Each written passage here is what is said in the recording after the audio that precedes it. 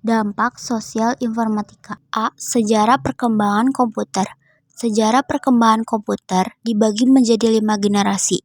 Generasi pertama 1946 sampai 1959 menggunakan tabung vakum sebagai komponen utama atau ENIAC.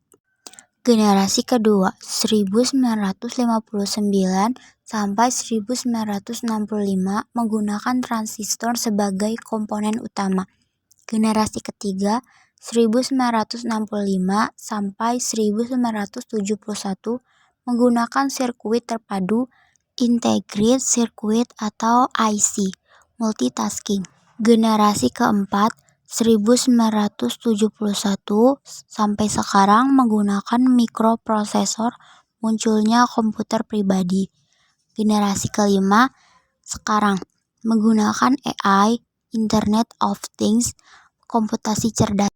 B. Aspek hukum dan ekonomi dari produk informatika. 1. Aspek hukum. Ada beberapa jenis lisensi sebagai berikut. A. Lisensi gratis. B. Aspek hukum dan ekonomi dari produk informatika. C. Lisensi open source. D. Lisensi domain publik. 2. Aspek ekonomi. Aspek ekonomi informatika. Beberapa aspek meliputi e-commerce, mobile commerce atau m-commerce, vintage and banking, automated teller machine atau ATM, lisensi komersial, perdagangan elektronik atau e-dagang, dan ekonomi digital. C. Informatika untuk masa depan. Suatu teknologi tercipta bermula dari kreativitas, inovasi, dan imajinasi seseorang yang kemudian direalisasikan dalam bentuk produk. Teknologi-teknologi yang diciptakan perlahan-lahan akan mengubah dunia. Perserikatan Bangsa-Bangsa atau PBB mendeklarasikan konsep tujuan pembangunan berkelanjutan Sustainable Development Goals atau SDGs yang memiliki tujuan bahwa tahun 2030 semua negara dapat menjadi bangsa yang maju berkelanjutan termasuk Indonesia. D. Karir dan studi lanjut dalam bidang informatika. 1. Karir di bidang informatika. Beberapa contoh pekerjaan di bidang informatika sebagai berikut. A.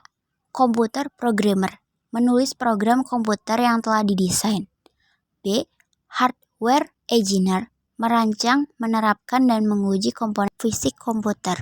C. Computer scientist, menciptakan konsep baru dalam ilmu komputer. D. Software engineer, mengembangkan, merawat, dan meningkatkan kualitas software sesuai analisis sistem. E. Software developer, menganalisis kebutuhan pengguna dan persyaratan software untuk merancang sistem dan prosedur pengujian. 2. Studi lanjut di bidang informatika.